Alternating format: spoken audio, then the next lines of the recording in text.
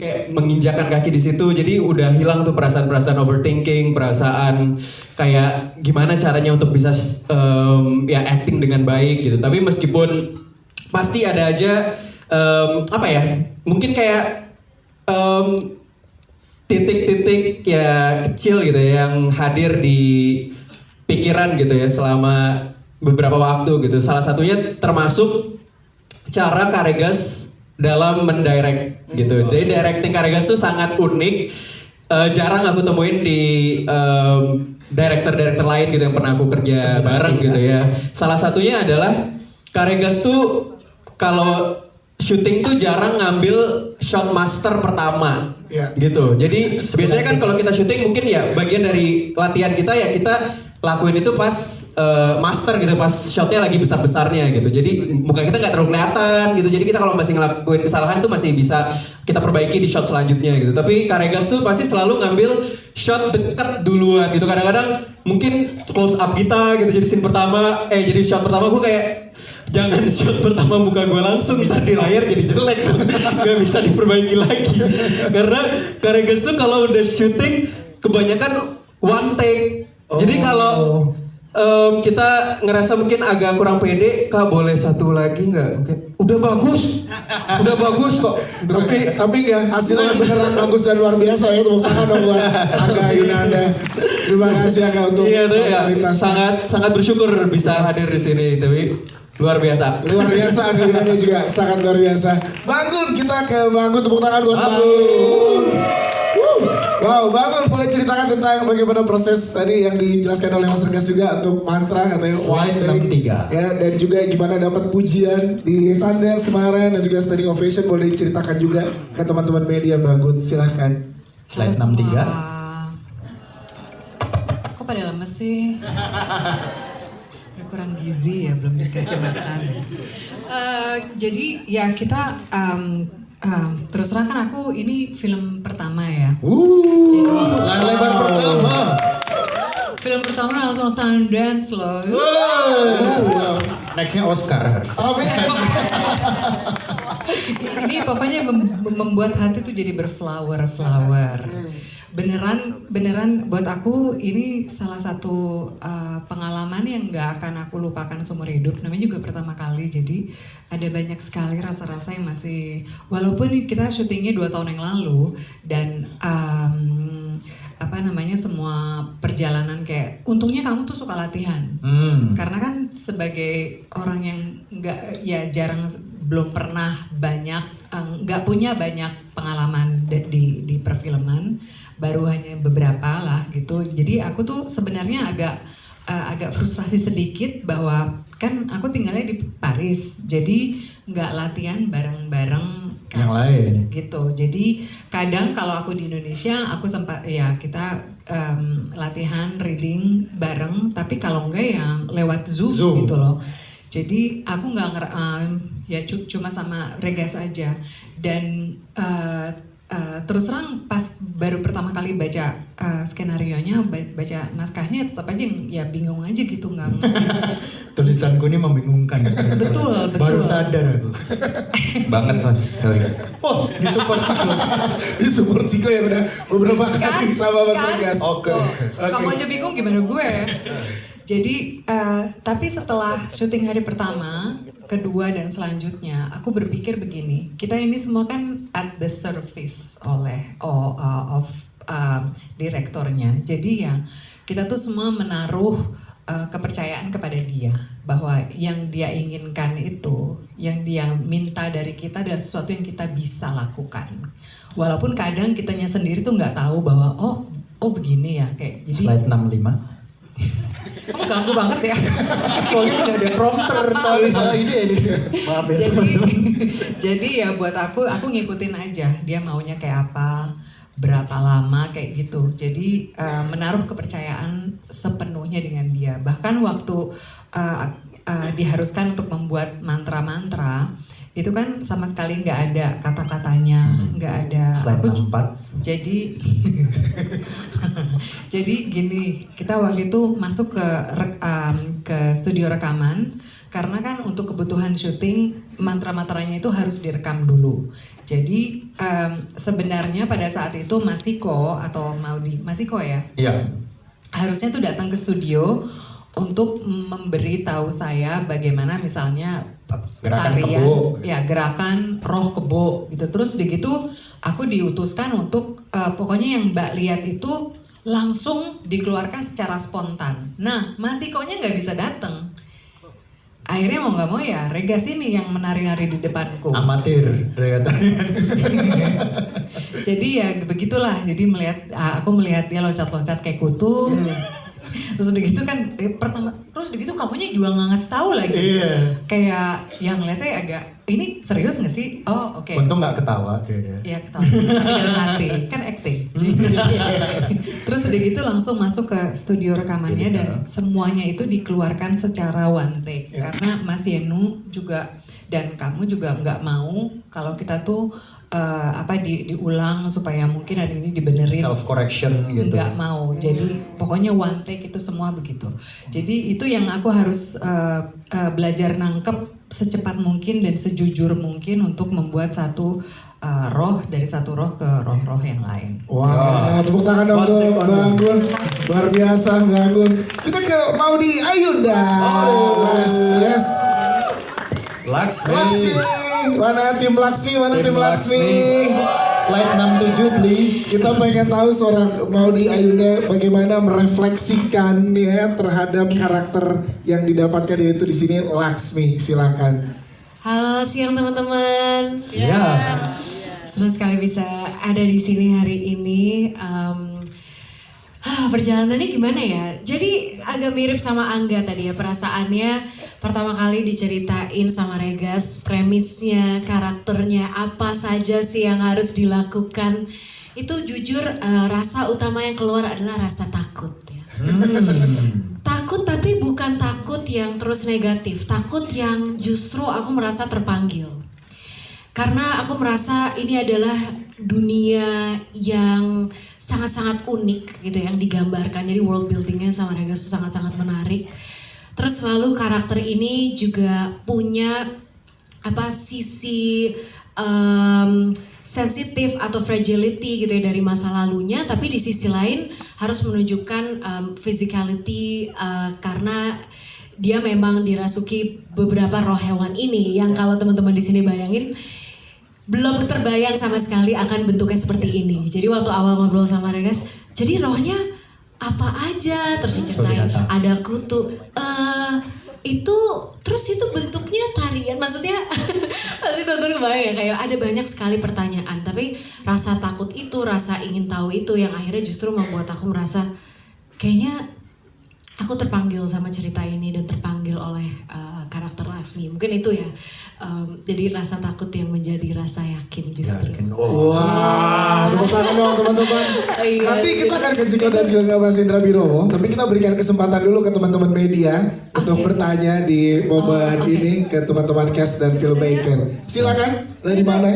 Dibantu oleh teman-teman dari Publicis. Di atas dulu ya? Oke, di atas dulu, silakan. Di kursi sofa coklat ya. Punten ya Mas, numpang lewat dikit. Slide 69. Iya. Mas, coba pakai roh kupu-kupu biar langsung terbang. Ya. Roh kupu. Iya. Roh kutu. Silakan Mas. Halo, selamat sore. Saya Adi Prawira dari Kompas.com. Halo Mas Adi.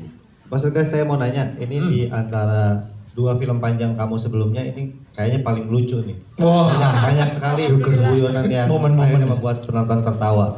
Apa yang akhirnya bikin Mas Regas membuat para pelacuk ini jadi lebih loose gitu, jadi lebih guyon dan humor gitu. Terima kasih. Oke, silakan Mas Regas. Alasannya adalah karena saya dikasih budget lebih oleh para produser. Karena film pertama kedua kan ya maksudnya first and second budgetnya terbatas ya. Yeah. Jadi kalau bikin sesuatu yang ekspresif kayak gini, misalnya aku mau bikin Man, Syera, Amal, aku butuh orangnya dijatuhin bakmi 5 kardus gitu. Hah? Buat apa? Biayanya gimana gitu. Nah sekarang ada budget jadi bisa bikin kayak gitu. Oke. Jadi sebetulnya ini adalah ekspresi sesungguhnya dari saya. Jadi kalau Mas Adi lihat film-film pendek saya kayak Perenjak, Lemantun yang ada di YouTube, Tak Ada Yang Gila di Kota Ini, itu kebanyakan ada unsur komedinya sebetulnya. banyak faktor-faktor kelucuan. Tapi saya filter di film pertama kedua karena takut komedi-komedi ini nanti kalau enggak ekspresinya, maksudnya budget artistik dan sinematografinya enggak total, takutnya jadi nggak lucu gitu. Nah akhirnya ditransferlah ke sini karena udah lebih ada budget. Dan yang itu alasannya. Salah satu alasan lagi adalah kadang itu kita sering merasa hidup ini kan tragedi ya. Maksudnya kalau Charlie Chaplin bilang kalau hidup itu di close up itu akan jadi tragedi. Tapi kalau kita lihat dari long shot, ternyata hidup itu adalah komedi gitu. Jadi kehidupannya Bayu ini sebetulnya kayak tadi dia betapa roh bulus dia dengar orang satpam joget, Wanaria itu kan sebenarnya bagi dia kan ini sengsara banget. Besok gue harus kompetisi, gue harus seleksi. Ini diganggu sama satpam yang mau menggusur rumah gue. Tapi kita melihatnya sebagai jauh kayak komedi juga hidup lo yang nggak, lo kayak berjuang seperti ini, lo udah mati raga tapi tetap aja kalah dengan kekuatan yang lebih besar. Itu kan suatu komedi juga itu kalau dilihat dari jarak jauh gitu. Jadi saya pengen membenturkan antara bahwa kadang saking absurdnya hidup kita itu yang tadinya sedih bisa terkesan menjadi sebuah komedi yang absurd gitu. Nah itu makanya kenapa kok jadi komedi gitu. Siap, terima kasih Mas Rias untuk jawabannya. Itu Mas Adi aman ya. Selanjutnya dari mana? Boleh dari teman-teman. Ini dulu boleh. Ini dulu. Yes, nih di depan sini Mas. Ya. Boleh berdiri, sebutkan nama, media dan pertanyaannya. Makasih. Ya. Selamat sore semuanya, saya Mario dari Kumparan. Mario. Ya Mas, pertanyaan pertama untuk Mas Regas. Mas, ini mungkin agak spoiler dikit Mas, tapi mungkin kenapa Mas akhirnya di endingnya itu membuat Boleh nggak terlalu spoiler karena ada yang beberapa live TikTok dan Instagram. Ya udah. Oke, ya udah pertanyaan lain yang kedua aja Mas, yang kedua. Mas, kenapa mengangkat isu hak ulayat juga di film ini? Hak ulayat? Iya, sorry, maksudnya perlawanan masyarakat adat setempat untuk isu penggusuran dan lain sebagainya. Itu kenapa Mas sekrusial apa saat ini? Kenapa Mas menyelipkan perlawanan juga di dalam film ini? Makasih. Thank you Mario. Slide 95 please. Udah disiapin Mas. Pertanyaannya apa? Ini bukan settingan loh ya Mas. Aku cuma ngingetin apa gambar yang bisa merepresentasikan. Jadi gini, asal muasalnya pertanyaannya Mario tadi. Omku di Jogja itu adalah punya rumah di samping mata air. Namanya Om Dimas, dia tinggal di daerah Bantul. Dan mata airnya itu awalnya kotor, ada pelepah daun pisang, ada rumput-rumput, akhirnya dia bersihkan mata air itu sehingga aliran air lebih lancar. Tetapi mata air itu ternyata ada yang punya, seorang bapak-bapak lain lah gitu, karena itu masuk areal tanahnya. Nah, mata air itu mau dibeli oleh sebuah perusahaan air minum dalam kemasan gitu. Jadi untuk diakuisisi, dijadikan pabrik dan segala macam. Dan warga sekitar tuh khawatir kalau ini dijadikan nanti takut sawah-sawah sekelilingnya kering gitu. Dan akhirnya warga berusaha bersama om saya juga mengumpulkan dana supaya si pemilik mata air ini nggak menjual ke si perusahaan tersebut gitu. Jadi patungan, mereka kayak bikin program, bikin kayak acara-acara syukuran di situ sampai akhirnya sekarang ya mungkin udah 70% dananya kekumpul gitu. Jadi saya pernah mendengar itu langsung dari om saya. Dan di berbagai tempat lain ada banyak juga yang berpotensi untuk menjadi tambang, berpotensi untuk jadi pabrik dan biasanya sawah-sawah sekitarnya juga jadi kering gitu ya. Nah, banyak juga warga yang kemudian membuat suatu mitos tertentu gitu. Misalnya kalau di mata air itu, di mata air itu ada peri gitu, jadi nggak boleh diganggu. Di hutan itu ada yang menunggu, jadi harus kita jaga. Itu sebetulnya sebagai salah satu usaha untuk menyelamatkan alam gitu. Jadi kalau kita melihat lebih jauh, spiritualitas di sini berkoneksi dengan alam gitu. Kita kadang melihatnya itu sebagai mistis, roh halus, tapi sebenarnya itu adalah ibu bumi kita sendiri gitu ya. Maksudnya di sini roh-rohnya kenapa juga roh binatang ya karena ibu alam gitu. Makanya itu yang kita angkat di sini. Oke, siap. Terima kasih Mas Regas untuk jawabannya. Selanjutnya, di tengah sini dulu ya. Abis ini cewek ya. Abis ini kita cari yang perempuan juga. Udah. Silakan Mas. Satu pertanyaan. Perkenalkan nama saya Teguh Edi Prasetyo dari Berita 1. Mas Teguh. Mas Teguh silakan. Mas Regas, saya mau tanya kesulitan apa yang dialami selama proses syuting? Itu pertama. Terus saya mau tanya ke Kak Maudi. Ya. Kak Maudi ini kan banyak di comment section. Kebetulan saya ngikutin film ini dari awal dulu.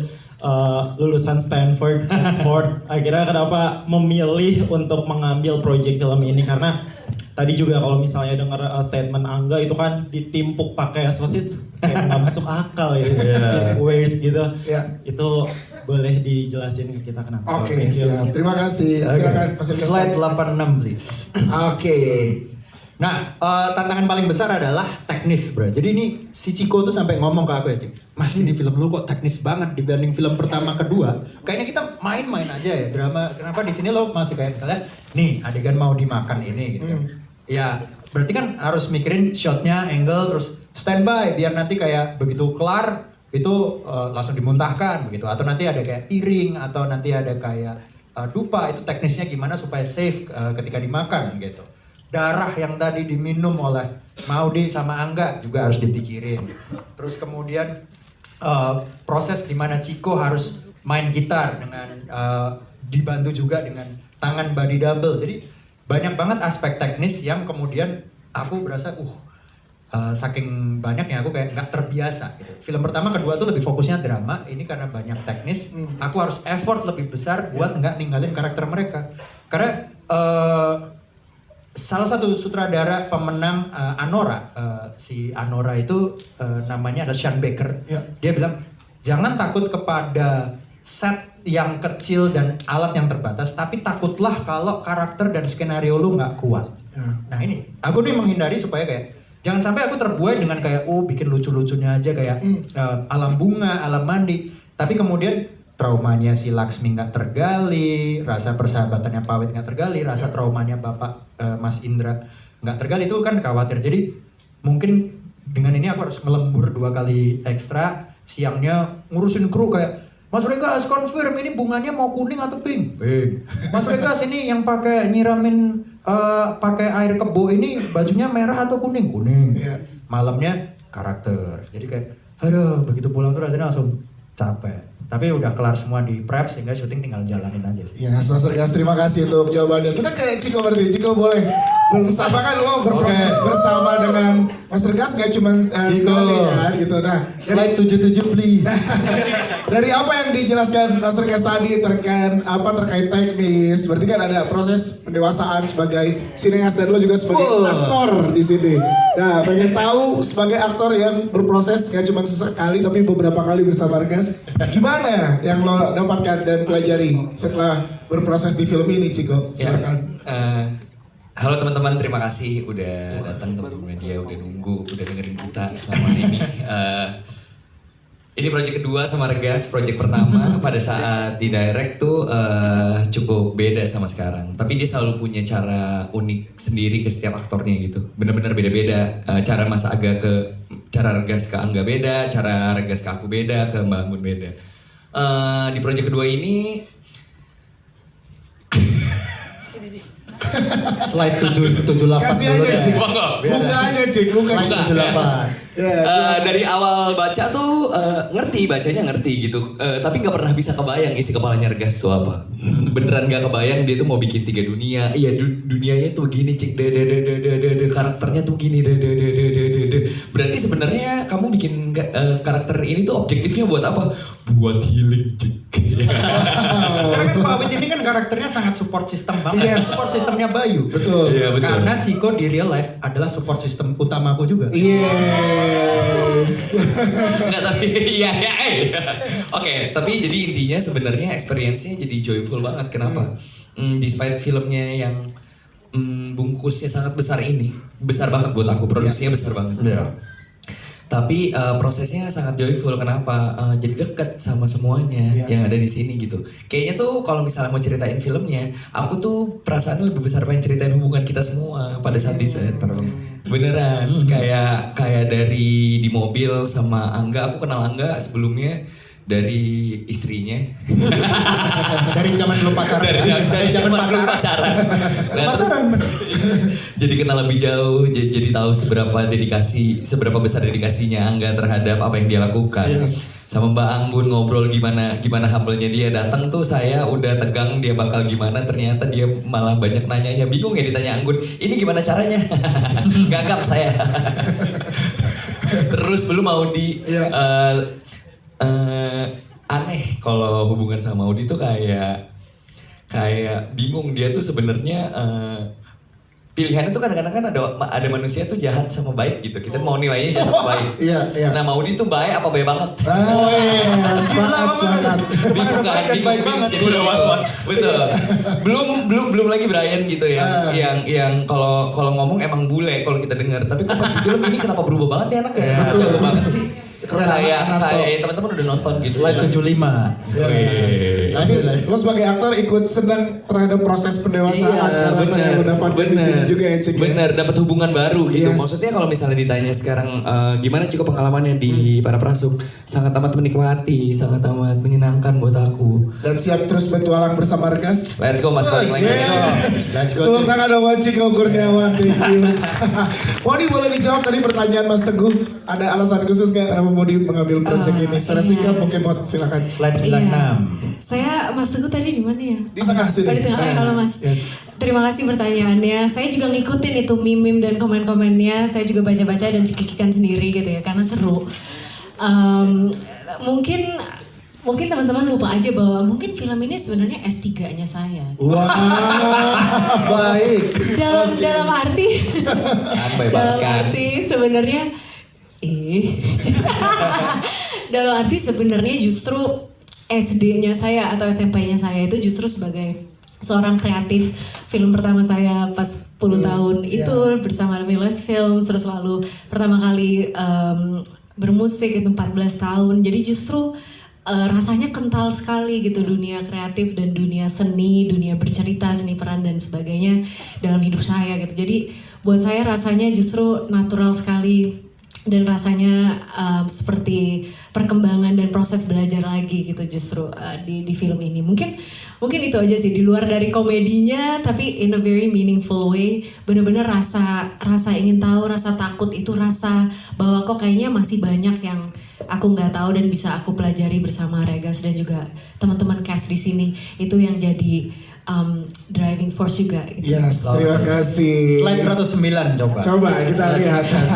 Ada penjelasan apa dari 109 nih? Guys, ini 20 tahun Maudy Ayunda berkarya. Oktober 2005 untuk Rena rilis dan besok April 2026 Para Prasuk rilis. Transformasi Maudy. Yes, apa yang pengen Laksmi bilang ke Maudy Ayunda di 2005? Terima kasih juga udah mengikuti rasa takut kamu. Untuk main film untuk pertama kalinya. Wow, tepuk tangan sekali lagi untuk Maudy Ayunda. Ada tadi teman kita yang perempuan boleh? Oh ini sebelah sini. Oke, silakan Mas. Silakan. Ya, selamat sore. Sore. Saya Abraham dari industri.co.id. Pak Abraham. Ini saya mau bertanya, kan kayak Mbak Anggun itu tinggal di Paris. Kalau syuting di sini pasti udah udara seperti ini gitu, ya kan? Ini bagaimana caranya Mbak Anggun sama Mbak Maudy itu supaya memelihara kesegaran gitu, terutama rambutnya kan penting ya. Rambutnya kan panjang loh. Terkait seperti itu. Terkait dengan lokasi syuting yang berat gitu ya Mas ya. Oke. Slide 62 please. Terkait lokasi syuting yang cukup berat, Mbak Anggun bagaimana kita menjaga? Tahu nggak, Mbak Anggun selalu menjaga rambutnya dengan pentin Mas. Iya betul. Keren dia, keren. Masuk ya, masuk. Ya, masuk. Jadi sebagai guru asri saya menyambut diri sendiri dengan roh pantin. Pantin miracles dong. Tapi memang seriously itu panas banget ya Mas ya. Karena kita syutingnya itu di satu curug gitu. Dan ini kan lagi pas musim kemarau sampai curugnya itu nggak ada airnya sebenarnya. Dan surut. ada Pak Gosong. Pak Gosong itu pawang hujan kita. Jadi kalau nggak hujan di pawang itu panasnya lebih panas ya Mbak ya? Bener, pokoknya parah banget. Jadi antara setiap kali kita selesai take, aku tuh dikompres pakai batu es. Beneran, jadi stresnya begitu. Tapi sebenarnya kalau melihat kebersamaan, udah gitu kan Bu Asri tuh dipakein jaket lah, dipakein macam-macam. Makanya pokoknya aku tuh paling gak tahan panas, tapi aku nggak sendiri. Dan enaknya adalah kita tuh masing-masing merasakan hal-hal yang sama. Jadi kebersamaan ini ya membuat hal-hal seperti itu tuh mudah dilakukan. Oke, Selamat datang di Indonesia ya Mbak. Terima kasih. Tadi di sebelah sini ya, silakan Mbak boleh berdiri. Nama, media dan pertanyaannya. Halo, selamat sore. Sorry.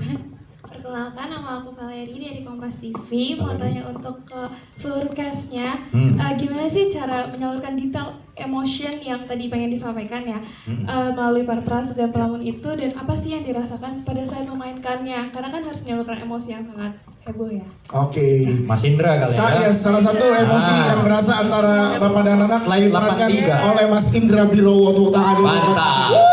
Gimana Mas Indra Birowo berproses bersama dengan teman-teman dan juga regas di sini? Ini pertama-tama terima kasih buat Regas Rekata. Mas Indra. Setahun sebelumnya saya punya cita-cita punya film yang benar-benar bisa masuk festival yang benar-benar apa ya, benar-benar luar biasa di dunia dan dijabah sama Allah ya. Alhamdulillah. Terus di film sebelumnya kan saya nonton filmnya Regas dulunya, langsung bercita-cita nih kayaknya kalau sama orang ini pasti bisa jadi sesuatu dan dijabah juga. Makasih. Makasih juga Mas Indra. Luar biasa. Mau diomongin apa lagi ya? Ini udah standing ovation oleh proses sama apa lagi gitu ya. Mesti mau diomongin apa lagi? Ngegali emosinya gimana? Proses ngegali emosi sebagai seorang bapak. Prosesnya untungnya saya juga seorang bapak dari 2 anak laki-laki ya. Jadi tiap hari saya juga merasakan apa yang terjadi pada Bayu pada saat di filmnya, yang anaknya nggak mau diatur, yang anaknya maunya ini maunya itu gitu. Jadi cukup relate dengan saya dengan apa yang terjadi di film ini ya. Walaupun kegagalan itu alhamdulillah tidak terjadi pada saya ya. Kan si Bapak Bayu ini random banget nih kerjaannya, nggak pernah beres, gagal terus, miskin terus gitu. Tapi akhirnya memang dengan caranya sendiri, perjalanannya dia bisa bertemu orang lain dan akhirnya bisa membawa keluarganya jadi lebih baik. Dan akhirnya sebagai orang tua juga harus mendukung anaknya yang maunya gimana, yang penting kita jagain nanti anaknya bakal jadi seperti apa, di ujungnya pun akan ketemu dengan titik yang sama. Nah ini boleh tepuk tangan untuk Mas Indra. Mas Regas mau berkomentar? Ya, Mas Indra itu juga pemain impianku karena aku melihat beliau pertama pas SMP di Extravaganza.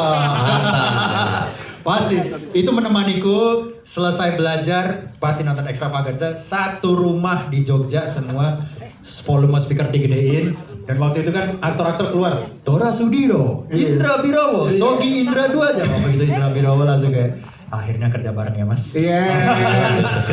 Sedikit ada karakter dari Mas Indra Birowo yang rohnya masih dirahasiakan. Apakah kalau mendapatkan berapa juta penonton gitu, Mas Indra Birowo mempraktekkan rohnya?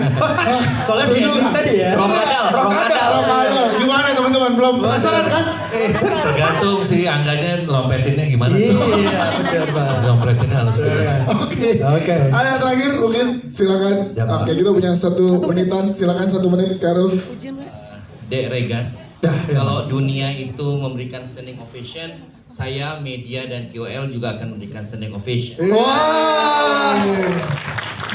Terima kasih banyak Mas. Kenapa saya duduk lagi? Saya pria 53 tahun. Dan kemudian demi film Indonesia berjalan 20 tahun belakangan. Film ini adalah healing buat saya. Kalau saya ingin healing dan karena ambisius, suka ngeremehin orang, suka minta validasi dari orang lain, saya harus lihat Angga Yunani. Lintah itu Angga nempel di lantai. Dan lu layak dapat Piala Citra. Karena gue belum lihat ada aktor yang pipinya itu nempel di hidungnya kemasukan debu. Simple like that. Persoalannya mau di Ayunda dan Kak Anggun cover JRP kalau Anda masih ingat, John Robert Flower. Iya. Saya tentunya ingin mengatakan bahwa terima kasih Anda membuat major baru dalam perfilman Indonesia, transkrip visual. Bahwa teman-teman ini memang agak sulit ya menerjemahkan apa yang saya baca dari skrip itu, tapi itu divisualkan secara indah enggak? Kamu tidak akan dapat lagi. Kamu tidak akan dapat lagi itu di sini. Jadi persoalannya adalah Regas, Anda sangat muda dan saya pikir 2045 Indonesia akan bangga sama kami. Amin. Terima kasih Mas. Tidak hanya menunggu 2045, dari sekarang Indonesia sudah bangga punya Bergas. Saya kalau ingat pertama kali saya bertemu Mas dulu, saya waktu kuliah lagi meliput di sebuah museum acara kebudayaan, saya bertemu Mas. Masih kan. Ketemu lagi kita Mas. 10 tahun kemudian. Luar biasa, boleh tepuk tangan sekali lagi teman-teman untuk teman-teman cast dan filmmaker. Terakhir Mas Regas, closing statementnya buat teman-teman. Closing statement, oke. Yes, Kita menuju slide 92. Ini adalah 10 tahun Angga Yunanda berkarya. Jadi spill ya. Iya. 10 tahun setelah Angga dari layar kaca akhirnya bermain di berbagai layar lebar, 2 garis biru, Budi Pekerti dan Para Prasuk. Ini akhirnya 10 tahun Angga berkarya di Para Prasuk ini. Dan aku sangat orang Jawa bilang tuh suka otak adik gaduk gitu. Artinya kayak mengait-ngaitkan dan ini energi yang sangat besar. Kalau tadi Maudi 20 tahun berkarya, Angga 10 tahun berkarya. Nah, kita menuju slide berikutnya yaitu slide 111. Slide 111. 111. Let's go. Wah. Belum, gambar di samping nggak muncul. Tapi Mbak Anggun 40 tahun berkarya. Jadi dari Pak Anggun pertama kali rilis album 40 tahun lalu dan ini 40. Jadi 20, 10, 40 tahun. Dan saya yang SMP tadi kelas 2 SMP pertama kali, berarti ini tahun ke-20 saya. Wow, terima kasih Mas Regas, terima kasih sekali lagi. Ada lagi yang mau disampaikan Mas Regas? Terakhir. Aku beberapa hari ini lagi sering banget terharu, energi yang sangat besar disampaikan oleh semua orang mewujudkan film ini dan kami semua yakin